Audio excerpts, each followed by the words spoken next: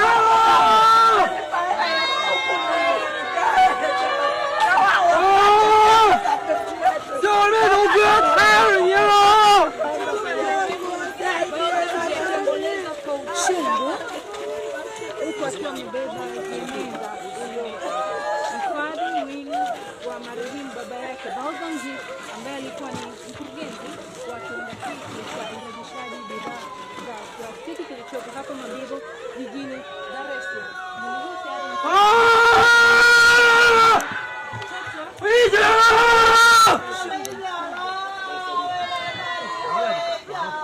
Kichwa hapo.